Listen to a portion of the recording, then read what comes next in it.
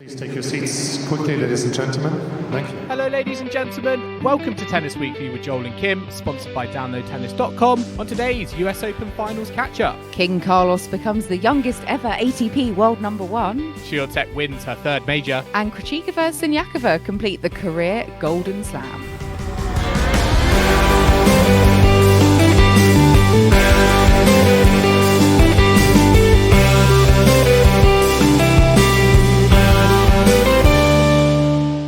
Kim, today is the 12th of September and we are here to catch up on the US Open Finals at Tennis Weekly HQ. Carlos Alcaraz and Iga Swiatek are your men's and women's singles champions in New York City. And we are going to be here discussing, as always, the finals action. We're going to be revealing collector set winner as well. And I just felt that this has been a real collective effort over the last couple of weeks. You know, Chris has dutifully filled in when we have needed him. And, you know, we started as a 3, and I felt that it was only apt that we end as a 3 as well. Absolutely. Chris, we couldn't have done it without you. It's been a busy time for us all. So thank you so much for stepping in. And we're very glad to have you back today to cap off what's been a very interesting finals weekend at the US Open. It really has been. I think it's one that's kind of split everyone in terms of who thought who would win and what history would be made, who'd become world number 1, and can Iga win a Grand Slam on a hard court. It's been everything has happened, and I think no one could have predicted this at the start. Well, maybe except Kim, who predicted Carlos to win it. But apart from Kim, no one else got it right. Yeah, I have to say, on our preview pod, I did pick Alcaraz as the winner, but I changed my mind for collector set, so I should have. I'll still give it to you. That's good enough. I'm not giving it to you. If you want to deviate, that's fine by you. Well, you know, he must have listened to me in somehow, because he's a Grand Slam champion. He's world number 1. It's not often that you get two, you know, massive milestones in sport on the same day. I mean, it's just interesting how it's all turned up, how this final became all about, you know, a match for the world number 1 ranking, a match for a first Grand Slam title. It's just remarkable, really. And I mean, we all thought he'd get to be world number 1 at some point, but did we really think it would be so quick and he would do it at such a young age? I mean, Carlos Alcaraz is now the youngest ever world number 1 in ATP rankings history, since the Open era. Also the 4th Spanish world number 1, can I just say? But yeah, let's talk about the final first of all. He won in 4 sets in his first, you know, Grand Slam final. But I guess remarkably, what he'd done to get to that point, so much time spent on court, so many 5-set matches, going into it. You know, I wasn't, you know, obviously present for your semi-final pod, but was thinking, is he a bit tired? I know he's 19, he's very fit, but it's a lot of time spent on court going into it. But I mean, how did you make of his performance to claim his first Grand Slam title? Yeah, it was really impressive.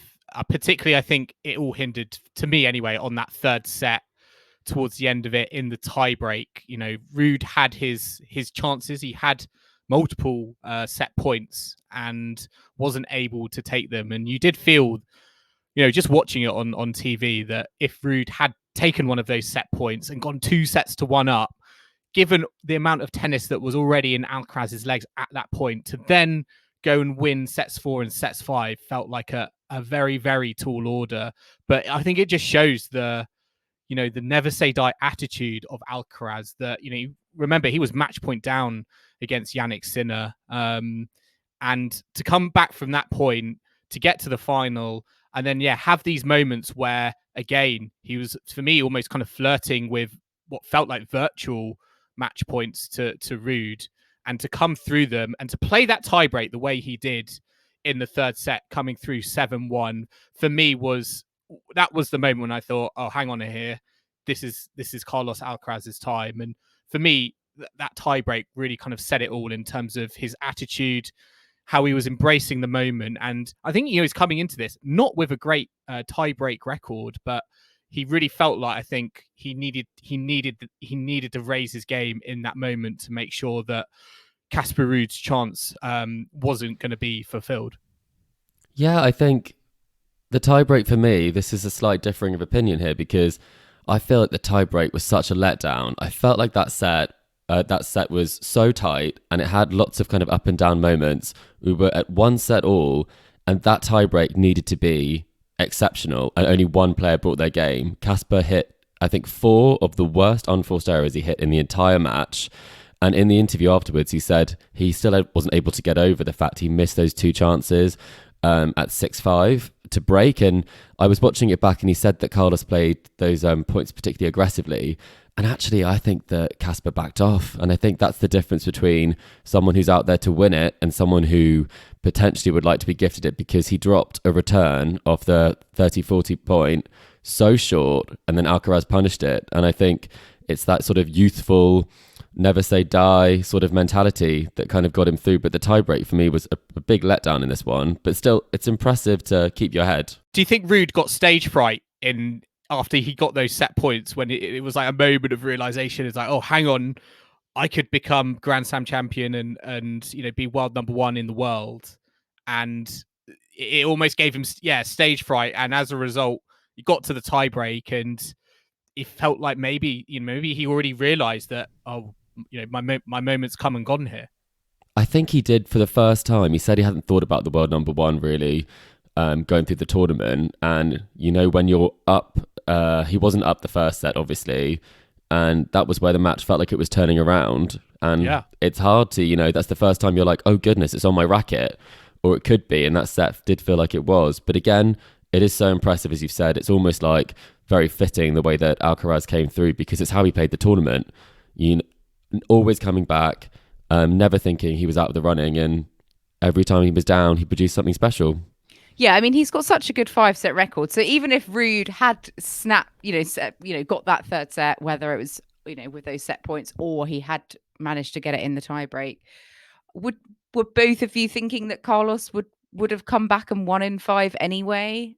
Or do you think his legs would have got a bit too tired after all of that time on court coming into it? I think it's, he's had the most time on court to get to the point of winning a Grand Slam, 23 hours and 39 minutes on court, more than any other player in history for winning their Grand Slam. So I know he's only 19. He should have the freshest legs of all, really. But could you have seen him still winning in 5? Or do you think it was that 3rd set all or nothing? I just couldn't. I think it was all or nothing for me on that 3rd set. And it was, it was unbelievable. We don't, I feel like, associate doing these sorts of things, at his age. And, to see him do it, I think throughout the 2 weeks, for me, arguably was more impressive than the match itself.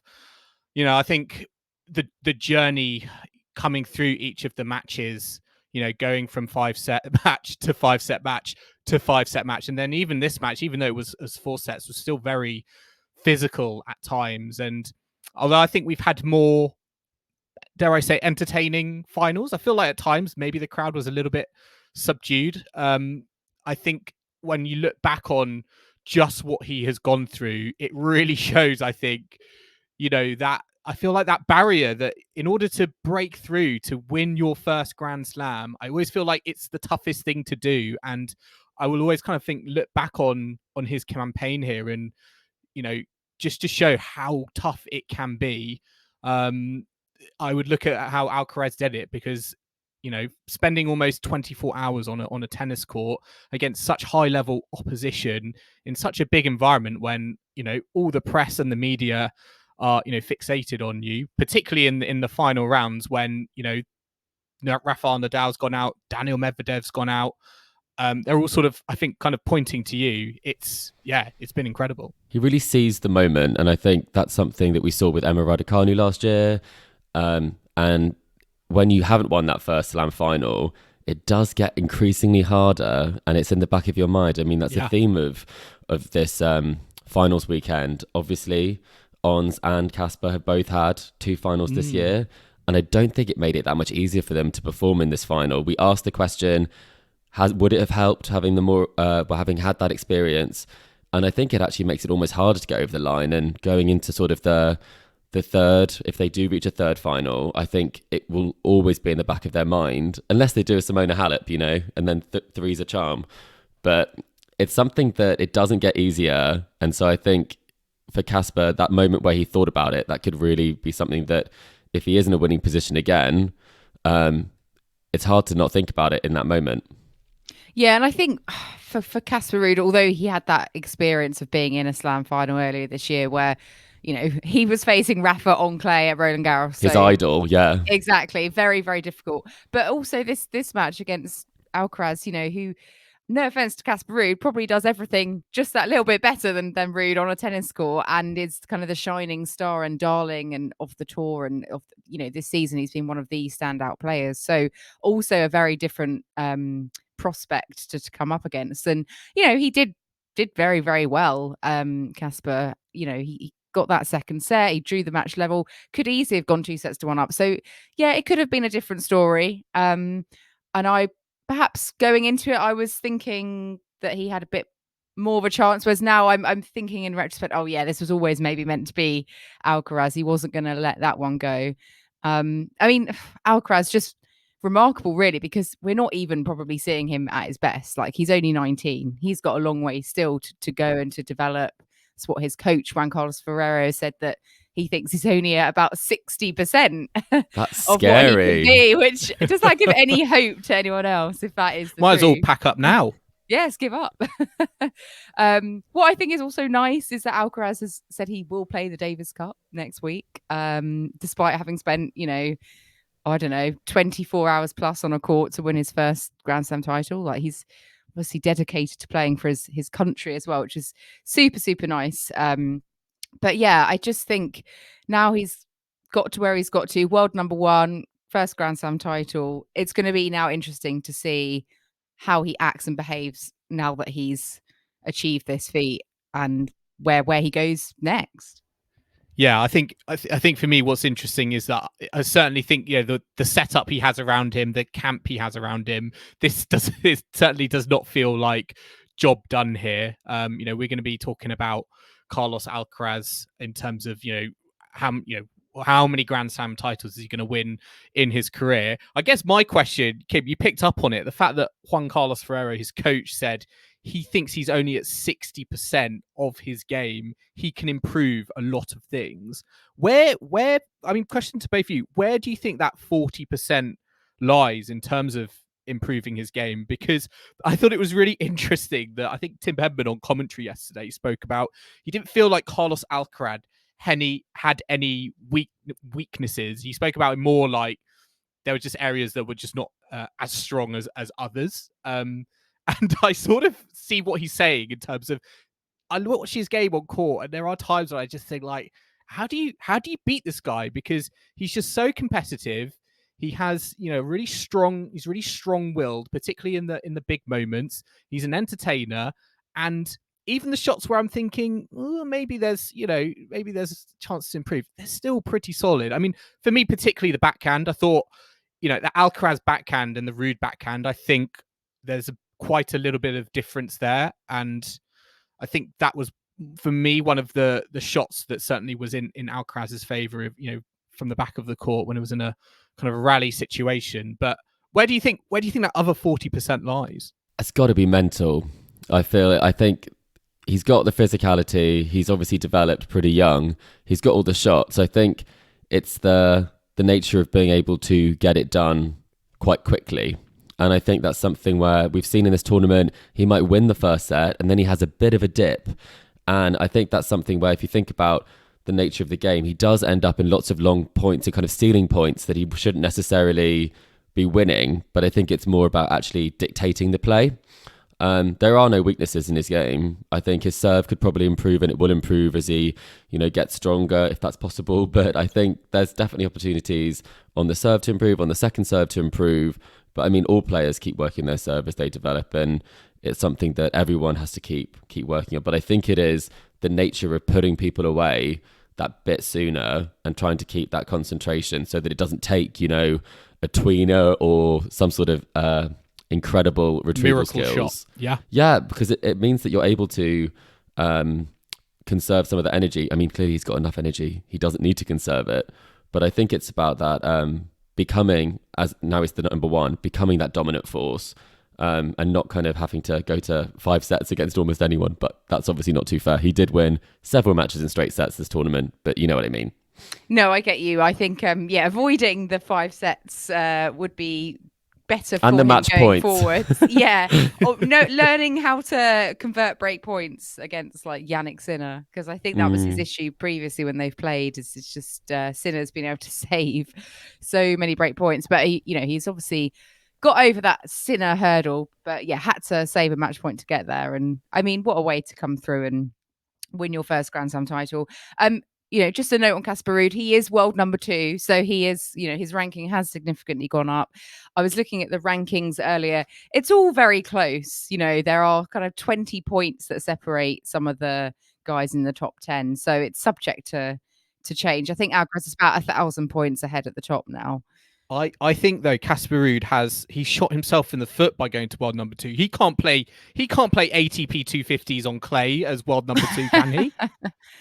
Well, oh yeah, why not? I think it's why not skip the Grand Slams and just add a European clay court swing in.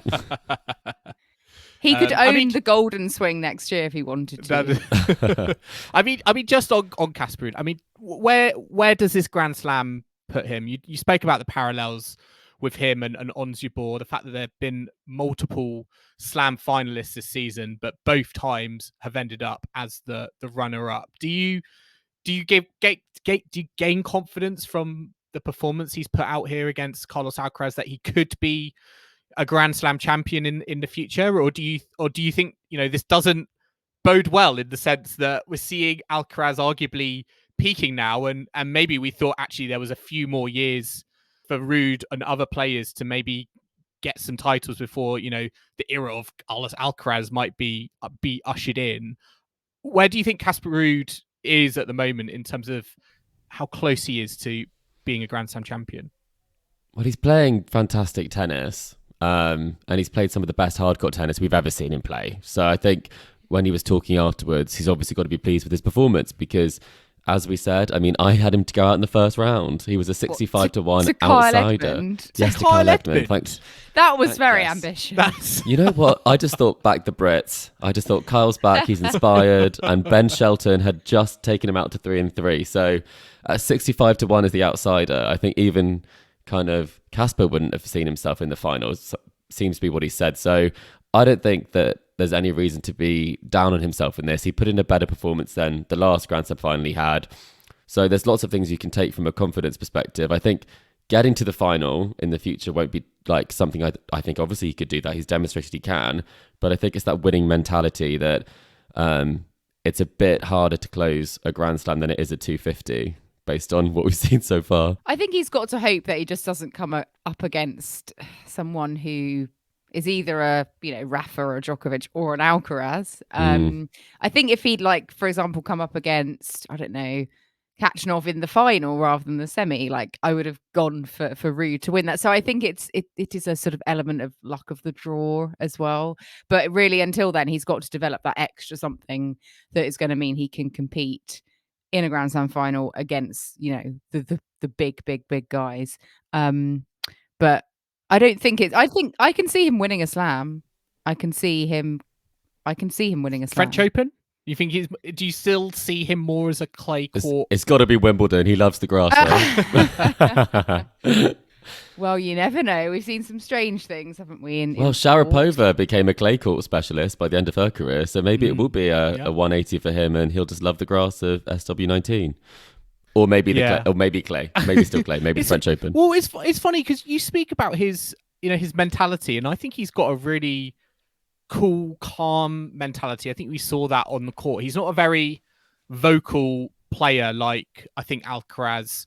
When he's looking for inspiration, he'll put his arms about and kind of gee up the crowd. I think that was sort of what was one of the more kind of compelling factors kind of watching it on TV last night was. Yeah, for me, Ruud was very measured in his approach. And I sort of felt like, based on his experience at Roland Garros, that, that's the way that kind of works for him. And I do think he has I like to think anyway, he has like a champion's mentality. He's got great gamesmanship. He gave a point to Alcaraz, I think, on a double bounce early on in the final yesterday, which was great to see. He didn't even wait for the replays to come up on the screen. But yeah, I certainly think there are opportunities to work on some of his shots. I still think his backhand side is a little bit weaker than his forehand, and maybe he didn't get as many free points as he was hoping to yesterday. But yeah, he's still got all the tools there that do make you think that we could be talking about him in the future as a Grand Slam champion. And as a world number one as well. I mean, it's he's what I liked is that they're both nice blokes as well. At the end of the day, they're good guys, aren't they? And it was a nice final, and I think it was good for tennis that we had this kind of like both players potentially being like winning to become world number one. And I just think, this is a great story. And I think Alcaraz is someone who can maybe get a new generation of fans on board as well. They see him, they see how young he is, how exciting he is. And people who may have got a bit bored of the big three and the big four, maybe thinking, oh yeah, it's this guy's turn now, I'm going to follow him. So yeah. How did you feel kind of watching it based on the fact that, this was, a final between two relative novices compared to, no big three involvement, no Rafa, no obviously Djokovic not there, no Federer. How did it feel kind of watching this? Did it feel like a moment to you in terms of actually this is now the moment that we're going to see more and more of these finals between players that have not been at this stage before? I granted that this season still 3 of the 4 Slam champions have been Rafa or Novak, but how did it make you feel watching this final and it specifically being 2 relative novels at this stage in the competition? I think it's a shame, that we haven't been able to have kind of all of the top sort of players. When we talk about the big three, obviously it's been a while since Federer's played. We haven't had Djokovic at every Slam for obvious reasons. So I think the hype and the way that people perceived the final, it definitely wasn't a bad tennis match. They pulled good numbers. They both had a good winner to unforced errors differential. But for me... Brought out all the celebrities as well? Oh, it certainly did. But I also think it's something where I do miss having... I would have loved it if he'd got the chance to win it against one of the big ones, and I think that's something that there is always that question around this sort of stuff. But that's why I was actually very pleased that Carlos did win, because he has beaten, obviously in Madrid, he took them both out to win the title. So he has proved himself against them this year. It's just a shame that we didn't necessarily get that matchup in this tournament, and that kind of the highest ranked player that he did play was the number 5. In what was kind of the top 4 seeds were kind of not necessarily the big 3 or the big 4 as we know it, or some of the higher ranked players that we've known over the years. So I'm kind of bittersweet about it. Very pleased that he won and that he was the person that won it. But for me, it lacked the fireworks. You want him to beat Djokovic or Rafa, basically. That's essentially to win his what I'm second after. Slam. Yeah. I was thinking, how many people were going to say this isn't like as credible a victory because he didn't have to beat a big 3. But I don't think we've heard that as much as I. No, it definitely is credible. Definitely is credible. I'm not saying that. I still think we're having those murmurs. Not necessarily about the Slam, but about the number 1 ranking, because Alcaraz is the world number 1, but the number of points he has is relatively few compared to some of the other active players when they had to reach number 1 for the first time. As a comparison, Alcaraz 6,740 points. When Andy Murray reached number 1 for the first time, he needed 11,185 points. I mean, again, Kim, to your point, there are going to be people out there who, I'm not saying any of us are one of them, but who knows? Maybe I'm not. Maybe you guys aren't. But there are going to be people out there who just will say, yes, he's number 1, but that has to have an asterisk next to it because Novak Djokovic, hasn't been able to play the whole season. I mean, where do you guys stand on this debate? I think for me, like rankings at the moment are just such it's a great headline, and it's amazing that he's done this at such a young age, never been done before, youngest world number 1. But I still feel for me at the moment, just rankings are a bit much of a muchness at the moment because of still we're trying to work out all these situations around, coming out of the, the pandemic, how points are distributed, all this sort of stuff. And so maybe for me, world number one doesn't mean as much to me at the moment, arguably, than it did, say, pre-pandemic. I feel like he's number one in the race, if that makes sense. That's what I feel. I feel like he's played a lot of tournaments this year, but I do think if you've won 2 slams, compared to kind of the rest of the field who have 1 slam each in terms of Alcaraz and Djokovic obviously not being particularly active, it does put a slightly different lens on it, but I don't think it takes away from the achievement in terms of being able to win a slam. Say and being you're able the world number one. Yeah, and he's won Masters ahead of this. It's not like it's a result that's come out of nowhere. I mean, people did call it, and Kim obviously did call it. It's not something that's kind of come out of no form. So I don't think it's too much of a question, but I do think the rankings, and that's an ATP issue rather than an Alcaraz issue, You can't take anything away from the fact that he is now the world number one based on the tournaments he's played and the points he's won from them.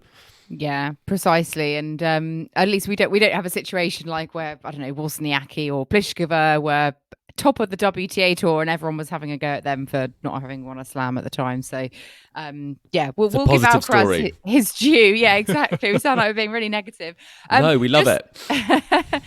Just a note on another final that happened on the Sunday, which was the ladies doubles final. Another really, remarkable kind of outcome. A really nice Barbora Krejcikova and Katerina Siniakova.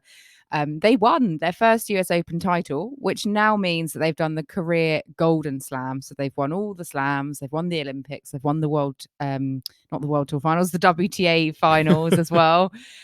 They were a set and 4-1 down to Katie McNally and Taylor Townsend. They fought back to win, dominating that third set 6-1. And just really nice. They're obviously such a cracking team, as we know, and they've the first, I think, women's doubles team to have done the career Golden Slam now, plus the WTA finals. So making history. Are we still talking about Barbora Krejcikova as a leading Grand Slam lady singles champion, as a leading lady well in singles and doubles, or are we back to Barbora Krejcikova doubles specialist? Is that a bit too soon? A bit too soon. She's coming back from injury. She has won 10 Grand Slams in total. One of them was singles, so I just think she's obviously a very good doubles player.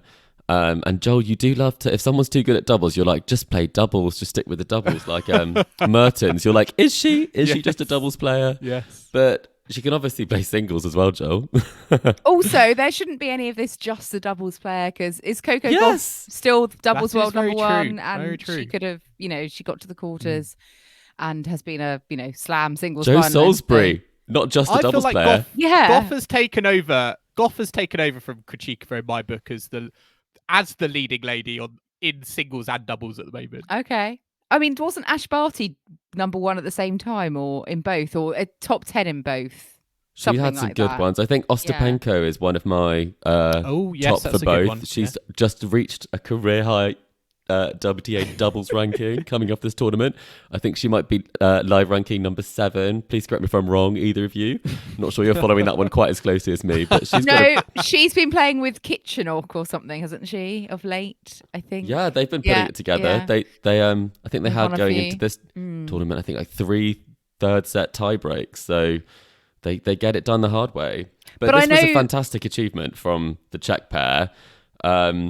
But also from Taylor Townsend, Chris, because I know that you're quite a fan of Taylor Townsend, and obviously she got to the final at her home slam, unseeded, but they almost did it. They could have won. But Taylor Townsend, she's got quite a interesting backstory, hasn't she? I think, was it 10 years ago, she was rejected by the USTA, essentially, wasn't given her funding anymore.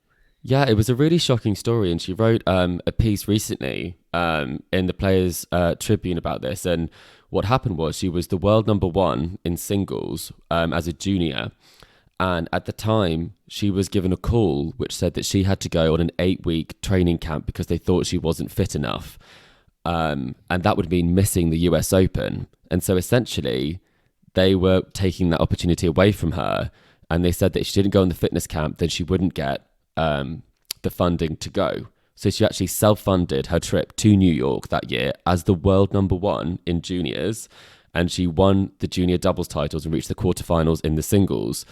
And when she was asked in a press conference why she hadn't had a wild card as the junior number 1 to the main draw, she thought, you know what, I'm just going to tell them everything that's happened. And she did. And after that, she did get her funding. She didn't get her funding taken away, but it then meant that they did pay for her travel there. And it was a very big story, but it definitely created a big rift between her and the USTA. And so it's fantastic after everything she's been through to be able to play this tennis again. She's a mother now. She reached a semi-final at the French Open with Madison Keys.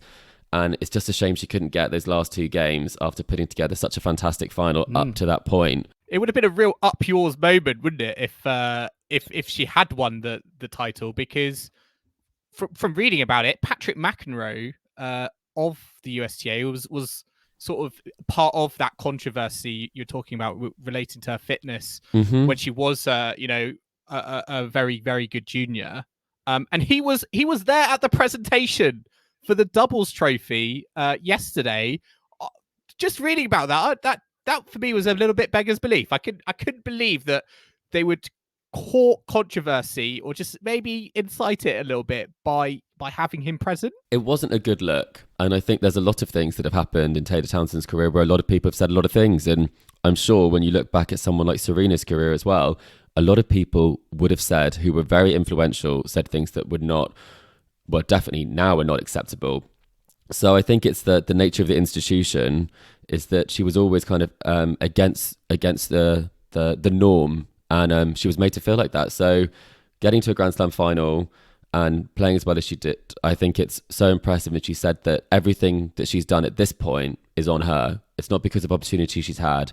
She's done it, and I think she can be very proud irrespective of that, and the future looks bright for her, especially when it comes to doubles.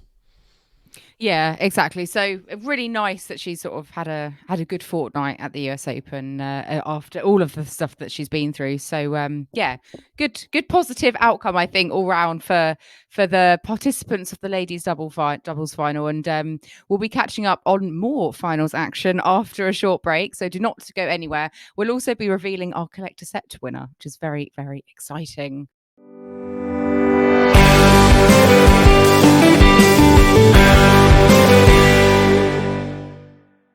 Welcome back to our US Open Finals catch-up, sponsored by downloadtennis.com. And let's move on to the ladies singles final now, which took place on Saturday evening.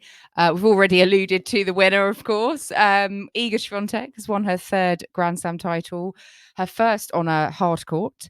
And she did that by beating Jabeur in straight sets, 6-2, 7-6. So another disappointment for Jabeur, 2nd straight Grand Slam final loss in a row.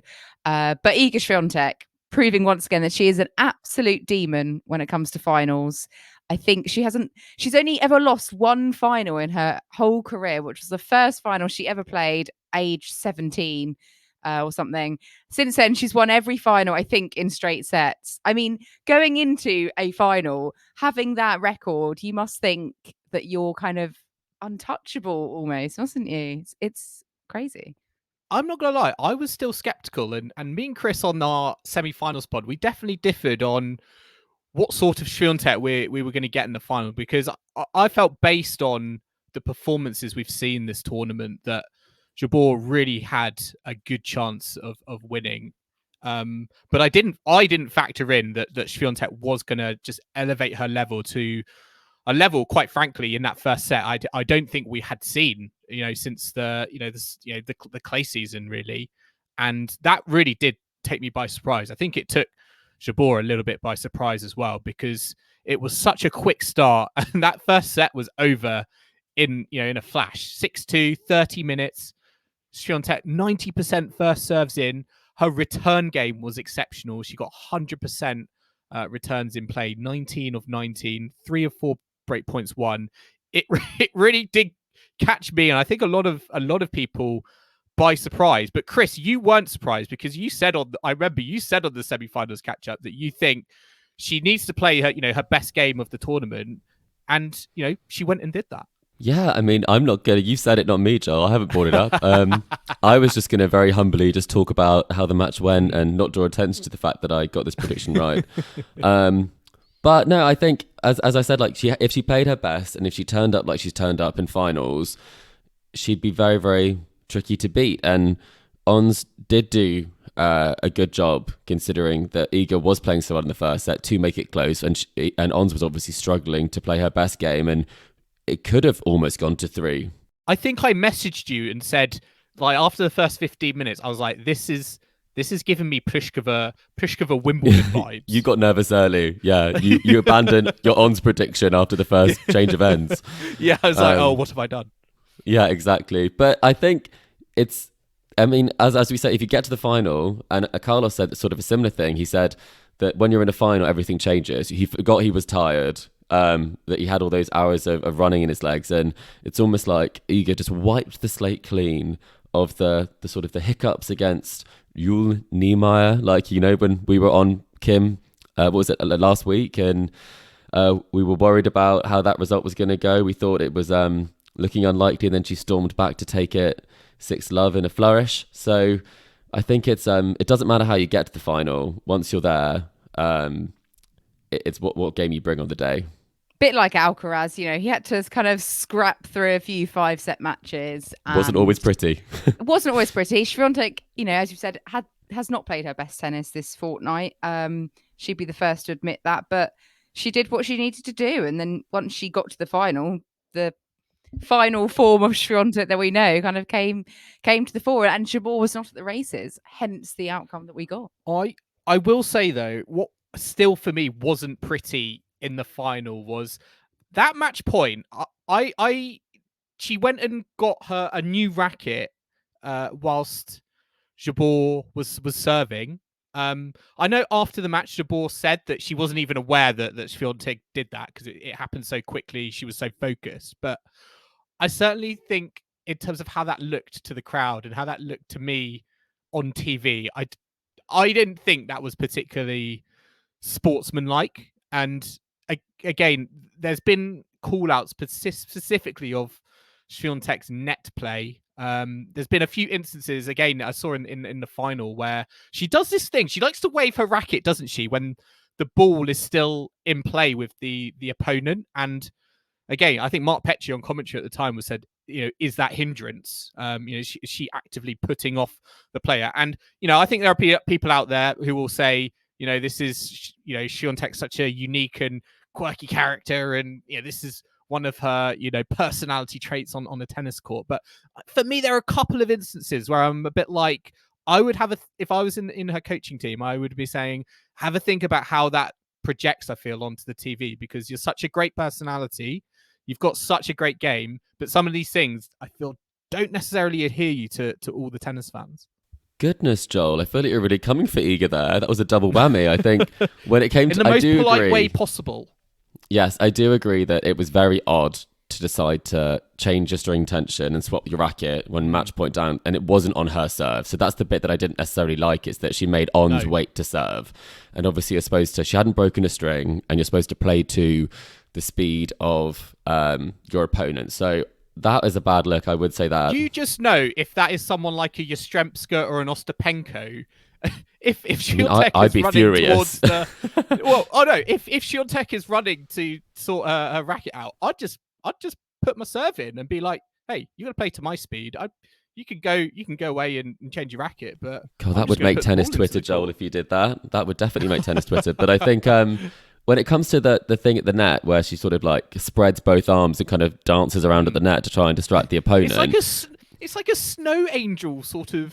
Yeah, it is unusual. Like upright snow angel. Where do maybe we need Kim to decide this on the hindrance. I think that based on what we've read in the rules, it would be hard to prove it was hindrance, because that could be what would give her the best chance of getting the ball back by having the maximum sort of wingspan. I'm not sure what you could say. Like, different people have different ready positions. Navratilova said it wasn't hindrance, but I kind of feel like it would impede on your opponent. If that's in my eye line, if that is in my eye line and I put the ball into the net, I think I've got a good argument to make to the umpire to be like, you know, she's trying to put me off by, you know, making a silly face, but like making. Can you imagine? Like a silly body movement? I don't know. Define silly. I think it's quite hard, isn't it? I think be I very agree there. Yeah, definitive about It didn't these feel things. natural. It didn't feel it felt natural. comic. She was like raising her Yeah. racket. It wasn't like coming down or getting into the ready position. It didn't feel like anyway. She doesn't strike me as the sort of person that would resort to kind of It wasn't petty- gamesmanship. I think she just No. thought it would give her the best chance, but it just came across badly potentially. But still, it was a great performance from her. But what do you think for Ons? Were you slightly disappointed? I know that, Joel, you had high hopes. Yeah. Do you know what? I was actually impressed by how she bounced back from that first set and was able to take it to a tiebreak because, as Kim, you alluded to, Swiatek's record in finals has been unbelievable, and I don't think she's not even come close to facing, going the full distance in a set to a tiebreak before, the ladies' final in New York. So that for me was impressive. Again, I do wonder, and I think she spoke about it in the press conference afterwards, that I think there was still a bit of scar tissue there from the Wimbledon final, and it stopped her from starting, I think, on the right foot. And I think again it really kind of calls into question, I think, her approach and how she starts a Grand Slam final. And felt to me like she was very much in her shell and not playing necessarily to her strengths. I think she could have gone to the crowd a bit more. I think she could have involved them a bit more. It didn't feel like she was confident in all of her shot making capabilities. We didn't really see a lot of the backhand slice. The drop shot wasn't functioning as well as we've seen it in the past. So for me, I think there's still, if I look at Ruud and Jabeur and think, yeah, there are definite parallels there in terms of what they've accomplished this season. I still actually think Ruud maybe is a little bit closer to winning a Grand Slam versus on Jabeur based on just based on what we've seen so far, and also the fact that Iga Swiatek just feels like she's streets ahead of everyone else at the moment. There definitely wasn't the clarity of thought for some of Jabeur's shot making. I mean, she almost did a couple of, some of the worst drop shots I've ever seen her hit at times, which were not opportune.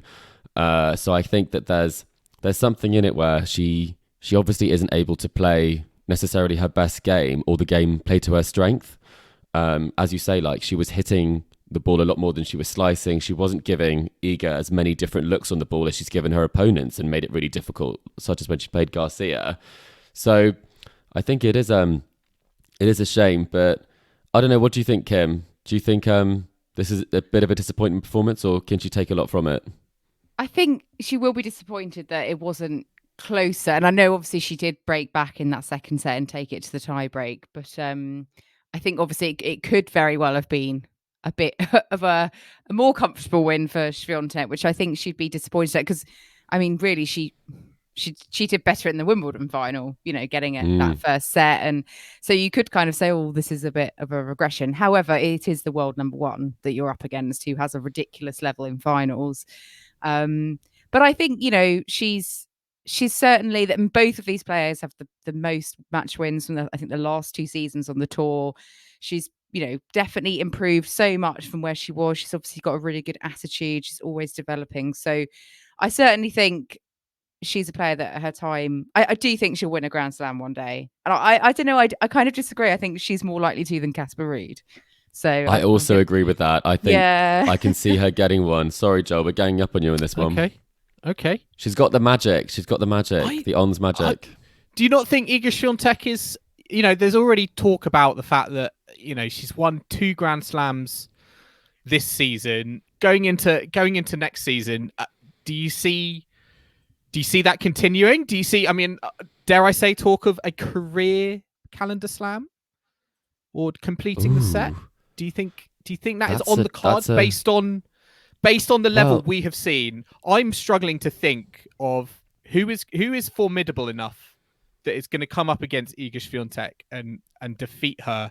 And all I'm coming back with is only if Ash Barty comes out of retirement at the moment. Really? I was thinking, what if she's in a final again against Polona Hercog? Like, back in the day when she lost that first final. Very true. Her nemesis. But I think a lot of the pundits have said, and Mats Wilander said, that she is just head and shoulders above the rest, he believes, in terms of she moves better than anyone else on the tour. And some of her movement, especially to her backhand side, it does make me gasp. Like how she managed to get herself into position to put so much work on the ball whilst being almost off balance. So there are aspects of her game that are unbelievable, and her shot making is good. We talked about the serve. If the serve isn't on song, you'll get some opportunities. But I mean, as you say, like I wouldn't be surprised. Her return game again is so. It is good, so yeah. Good that even when she does, like for example, in the final, whenever she did get broken, we saw some great responses in terms of breaking straight back. And again, for me, you can never.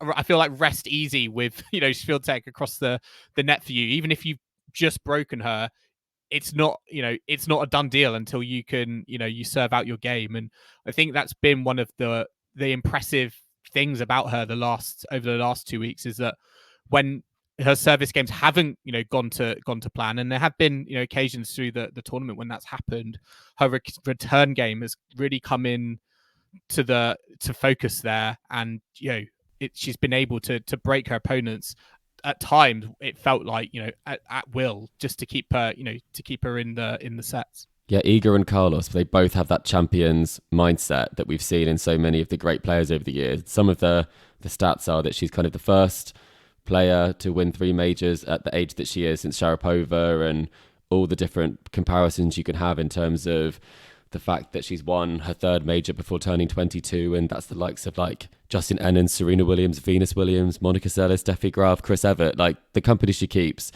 I mean, those are all absolute legends of the game. So who's to say? I mean, I wouldn't be surprised you picked up another couple of Grand Slams next year, but I can't see that happening across all 4. Oh, I mean, it's just... Kim, I think that's a bit... help me out. I don't... Yeah, I know. I've just been listening to you two debate. I don't...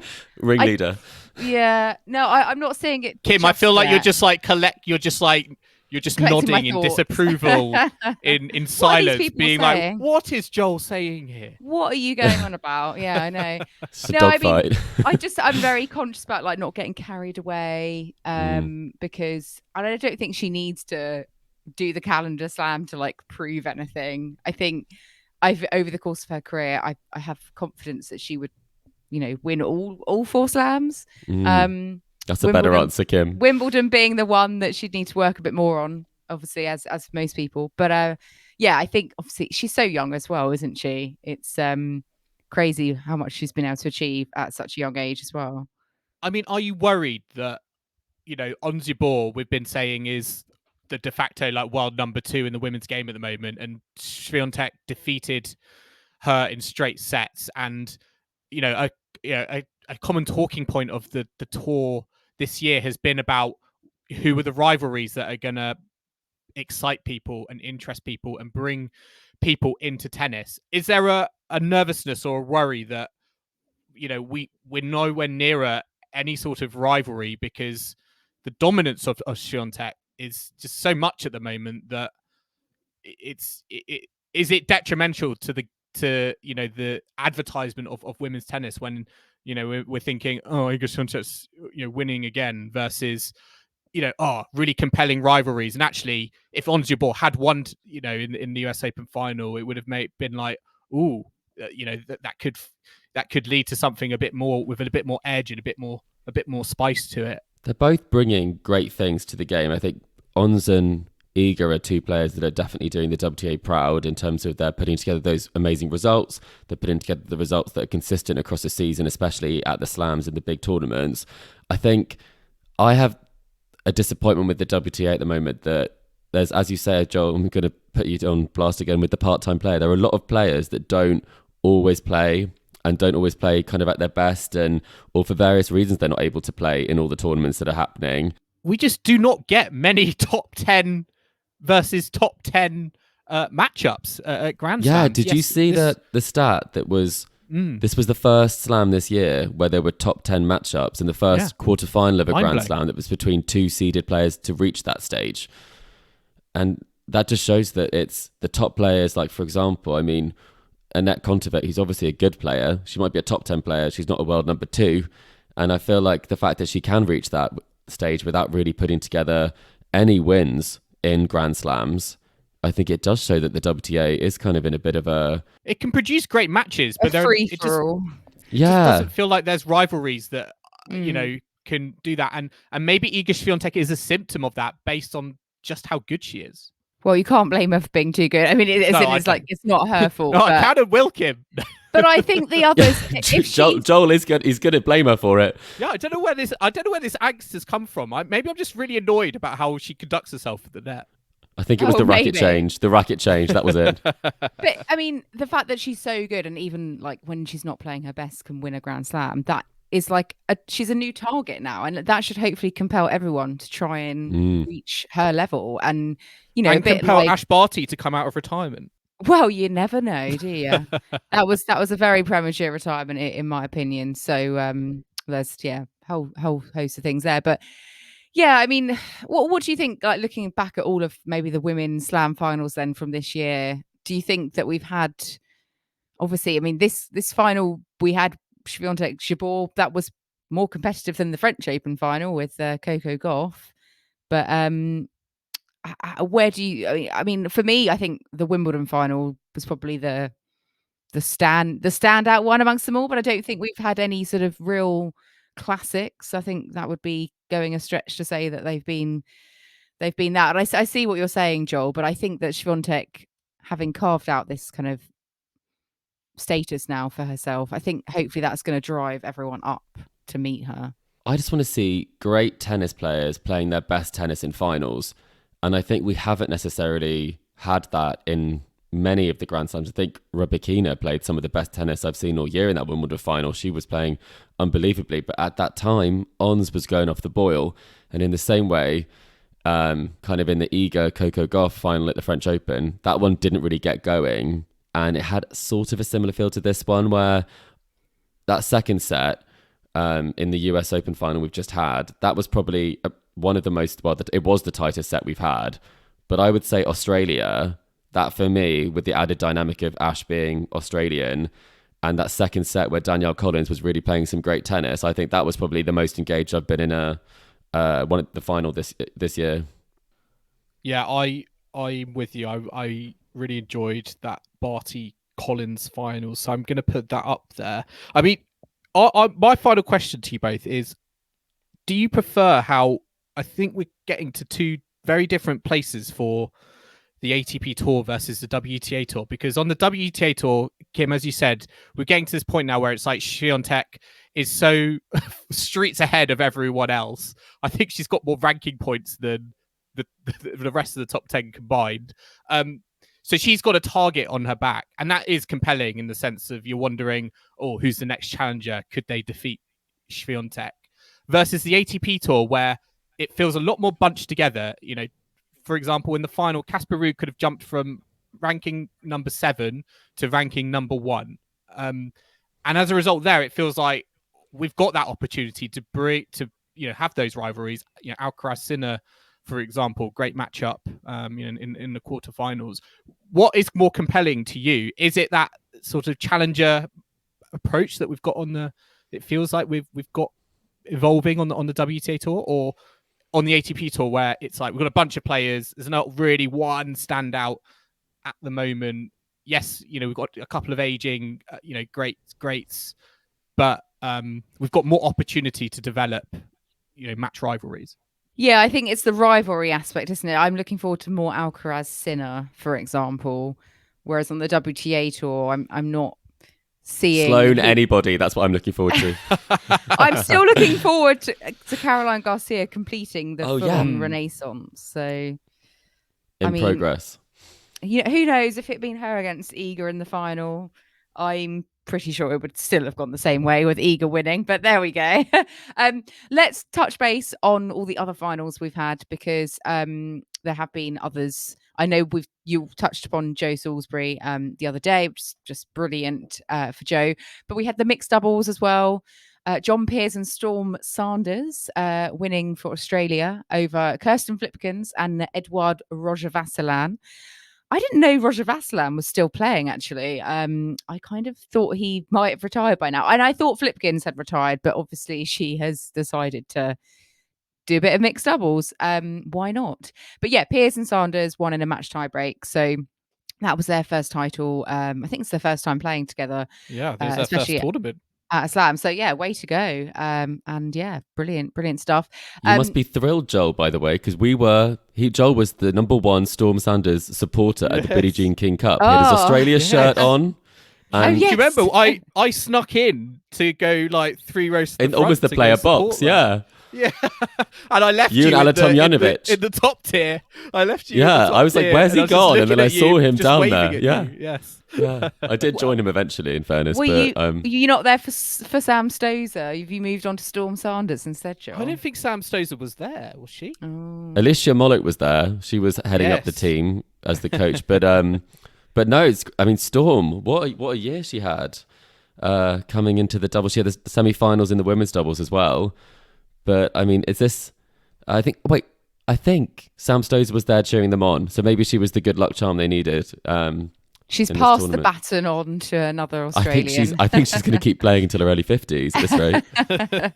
And then in the juniors, we had 2 individuals from the Rafa Nadal Academy. We had Alexandra Ayala from the Philippines winning over Lucy Lavichkova.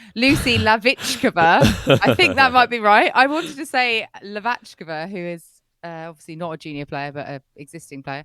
But yeah, first Filipino to win a Grand Slam junior singles title. And then on the men's, we had a Spanish player, Martin Landaluce, winning the boys singles. So, Was he older than Carlos? oh God, yeah. I mean, to be fair, He could be he 18. be around the same age, yeah.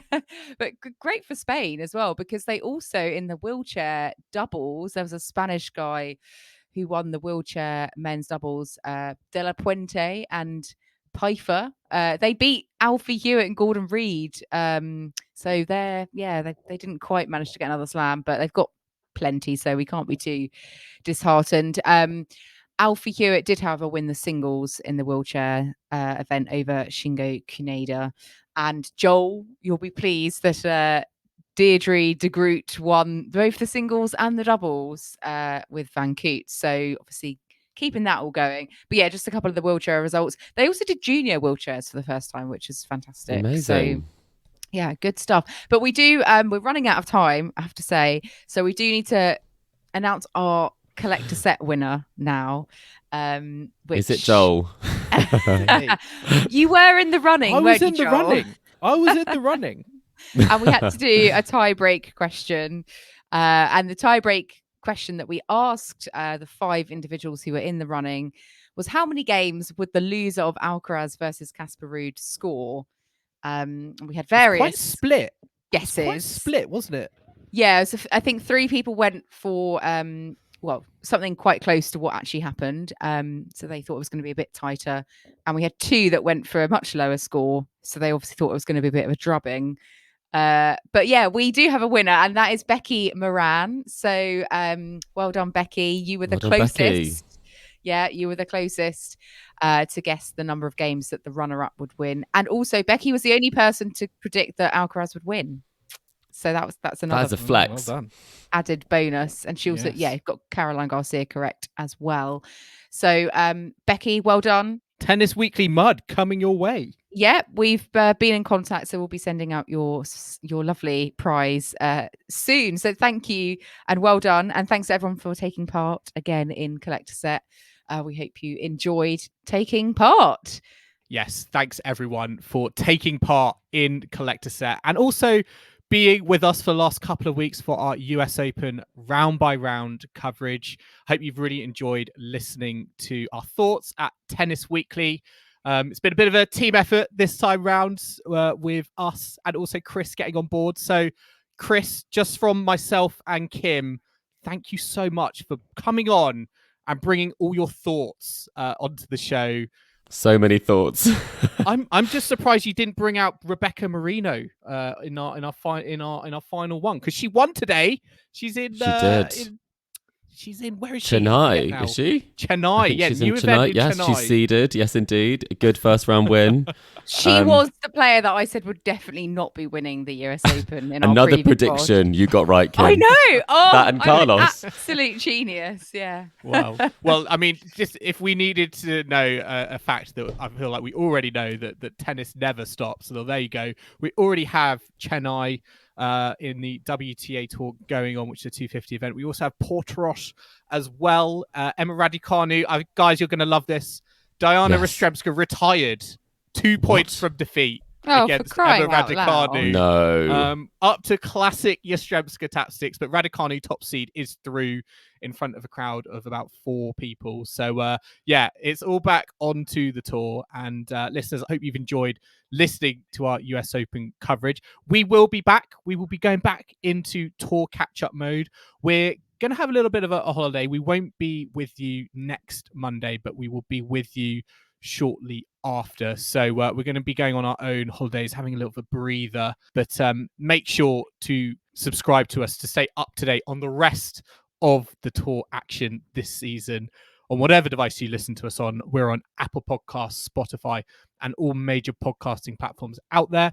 You can also listen to us on the downloadtennis.com app. And if you like what we're hearing, then make sure to leave us a rating and comment on Apple Podcasts or Spotify. And you can follow us on social media. We're on Facebook, Instagram, and Twitter at Tennis Weekly Pod. So do give us a like and a follow if you do not already. And you can also let us know all your feedback, comments, and any questions you may have for the Tennis Weekly mailbag. And if you prefer, you can email us at tennisweeklypod@gmail.com. And don't forget to check out our website, www.tennisweekly.co.uk. And we will be back next time at Tennis Weekly HQ, back in tour catch-up mode in a couple of weeks. So I hope you can join us for that. But in the meantime, it's goodbye from Kim. Goodbye. It's goodbye from Chris. Goodbye. And it's goodbye from me. We'll see you again soon.